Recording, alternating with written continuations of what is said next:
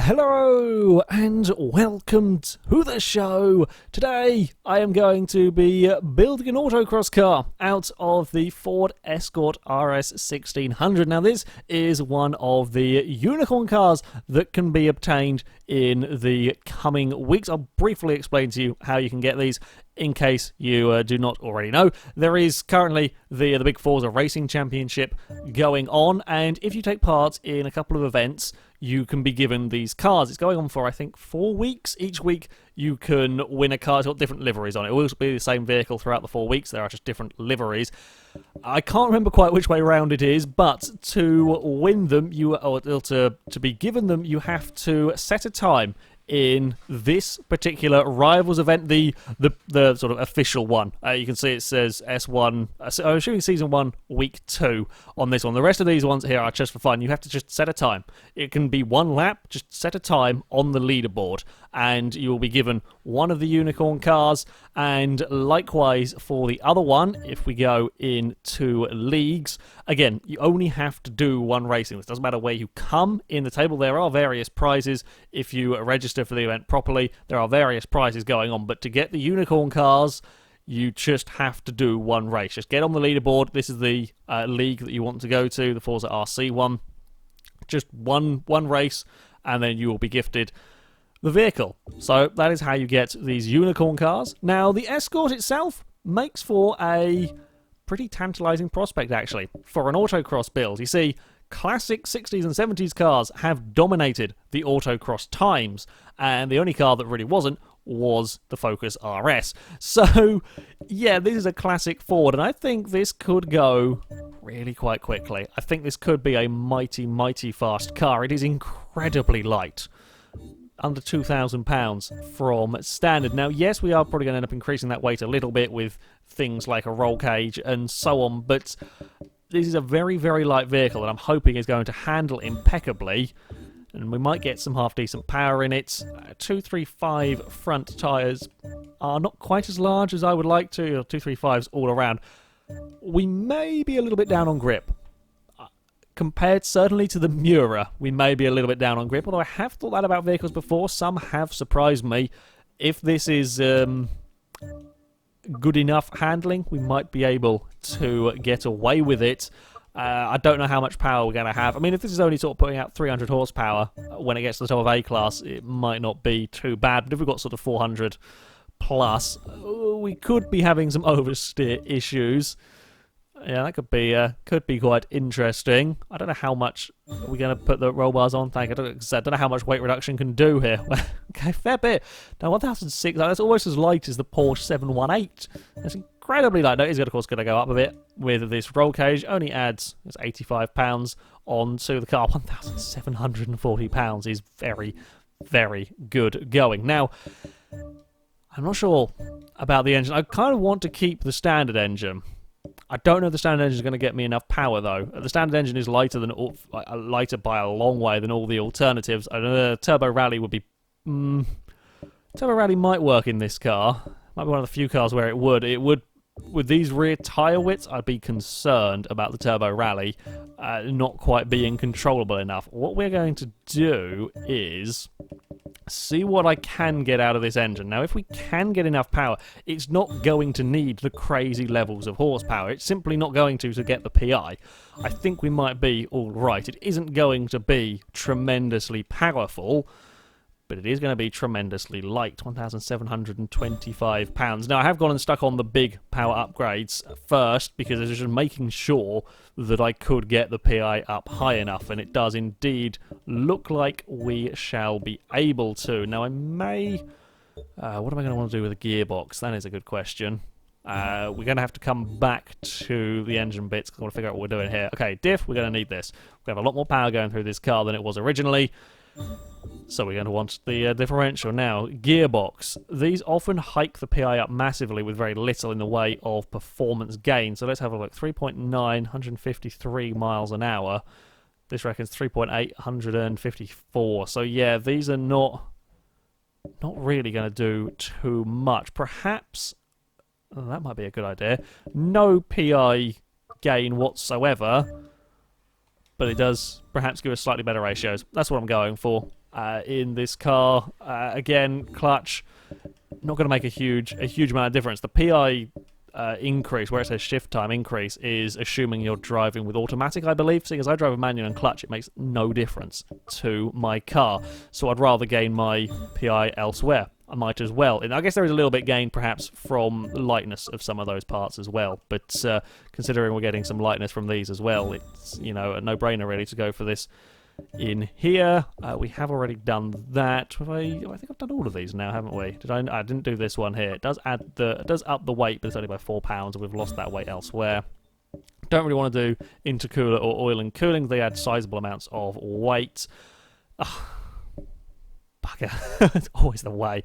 Right, we'll go for that stage of flywheel, and then we'll go for a clutch. Seeing as we're looking for 1 PI and the rest isn't going to be, oopsie, not brakes. We've got brakes. Yeah, as the rest isn't going to. Typical. Okay, we're going to go for clutch, and we're going to go for the 1 down in flywheel to balance out all of this PI, and then we will be ready to tackle an autocross course. No, I was going to say, I was thinking I think we can take off the bumper, but I just realised it's going to increase me. I might as well go have a look, actually, just in case we can sneak it in. Ah, we can. There we go. Might as well. £4 saved. We shall do that. 341 horsepower. It's on the lower end of the power, but it's not that far off as some other vehicles. And considering how light this is, that is a big power to weight ratio. I'm hoping that we've got the control. I'm hoping that we have the grip for this autocross course. And if we do, it could be really very fast. Of course, to test out the Escort, we have come to the Hockenheim circuit, where it will get 3 runs through the autocross course in an attempt to beat the Lamborghini Miura. Our current leader has a time of 2:03.3, which is an incredibly fast time. The Escort maybe might stand a chance of challenging. I think the Lamborghini is going to have been too planted. However, the Porsche 914 did get quite close to that Lambo, so maybe the Escort is going to be capable. Or it might be very sideways, in which case we would probably struggle to go too fast. It could go either way. Let us see how it will fare. I'm expecting plenty of acceleration, perhaps not quite the Isetta levels of acceleration, considering the Isetta had pretty much the same horsepower and was under 1,000 pounds. This, yeah, not quite going to have that much in the way of acceleration. It is not bad, though, coming down to this first high-speed section. Okay, I thought we might have had a little bit of understeer through that what would be normally the first corner at Hockenheim. I felt a bit of understeer, so I was a little cautious. It's quite snappy. It's quite a snappy car. It doesn't have amazing levels of front-end grip, and then the back end decides it wants to do its own thing and slither around. I mean, we're not falling over yet, which is something good. God, that is... Okay, I lied. We very nearly did fall over there. Oh, it is very snappy in terms of oversteer. All right, let's... Oh, I've got... We're doing some artistic impression in the middle of this autocross. I was trying to... I didn't want to change down to first. I was trying to be lazy and just keep the wheels spinning and go, but I overdid it completely there. I was slightly correct in terms of handling. We are struggling a bit with the grip. Yeah, the car does feel very quick out of these corners. I think we can probably get some decent speed out of it, but I'm struggling to really maintain it through these sections. It's just not planted enough. And while the oversteer isn't... Oh, I've got that one all wrong. I was trying to avoid the curbs and didn't quite turn in soon enough. The oversteer isn't quite as bad. We saw the RX-7 Buzzbox had some big issues with oversteer. That was a lot more gradual oversteer. This one, there's grip, suddenly it's snapping on you sideways, and that's not quite ideal for this kind of course. In many ways, actually, this is slightly more awkward to drive than the drift car I took around here a little while ago. That was actually very understeery, and on the whole, the oversteer didn't really kick in unless you were being a bit of a... Well, unless you were trying to make it, essentially. It didn't have that much of a problem. This is quite understeery, and then all of a sudden it just lets go on you. And I think we might struggle to carry speed through a lot of these gates. Okay, 230, I think we clipped a gate and we spun it twice. So yeah, a pretty useless opening run, but certainly not the easiest of cars to drive here. So once more, I think smoothness is going to be the key with this car. I can't simply throw it through the gates like a lot of vehicles have. I'm going to have to try and make the most of where the car is strong, which will once again be under acceleration, and just be patient. Be patient through these gates, because yeah, otherwise it's not quite going to work. The brakes aren't fantastic. Again, they're okay, but they're nothing massively special. I just think the lack of tyre width are hurting. That's also a problem. I'm braking quite a lot for that section, and still as I try to get on the power, I just can't carry speed. It just wants to snap sideways. I wonder if perhaps being a little faster on the way in, basically being a little braver through there, might... Oh, I can't make that turn. I just can't carry gate speed. It just won't make the corner. Okay, it does there. We're up to 114. I'm not sure I trust the brakes. It can probably get 118, maybe 120 if I get a good run down there. So it is definitely up there in terms of acceleration. I just don't have any confidence to carry any speed through this gate. Oh, it's twitching and snapping all over the place. Okay, we're fine. We've calmed down. We've got some control. I think we've got two lots of time penalties to add on. Oh, no. Bad Escort indeed. This might be one of the more difficult cars. I thought this one could go really quickly here. I really did think that this could set up a very fast time. It's just not got the composure at all. And the Porsche, I think, might be an outlier in terms of these kind of vehicles. The Porsche didn't have particularly giant tyres either. It was a little bit on the crazy handling side, the 914, but it was still very, very fast. This, I think, we just lose too much time. I don't have the confidence, and even trying to take the corner speed, the car physically can't do it. Ooh, another big twitch as we head up towards this line. The front end's not really turning in very nicely. This will give us a little bit more of a representative time. Considering it's 10 seconds of time penalties and it was a tough run, this might be one of those annoying cars that's actually quite quick despite being awful to drive. So it is on to the final run for the Escort. I need a nice clean run, and that is easier said than done. Going to, I think, again, it's focusing on these corner exits.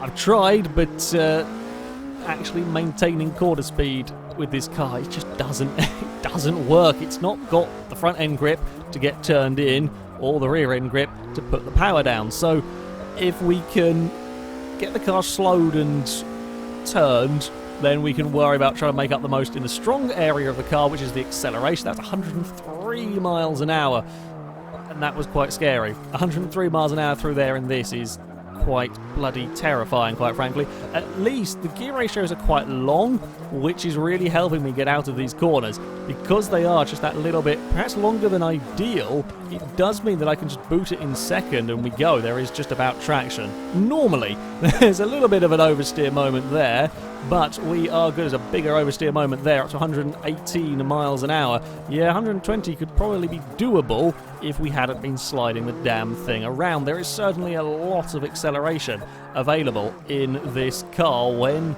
things are going well. We've just about neatly got it down through there. Really make sure that we pull the car up, get a nice exit once more. And again, here, I've had to do it with a few vehicles. Oh, I actually didn't quite get through there as neatly as I would have liked, but we are through. And another big kick of oversteer from the Escort. Come on, car. Just stay planted for a few more corners. That's all I need. Jesus Christ, just saw how fast we were going down there. It's up to 120 miles an hour. I think it's 119 in the end it got to. That is mega fast down that section. Not many cars can get to that speed in that short space of time.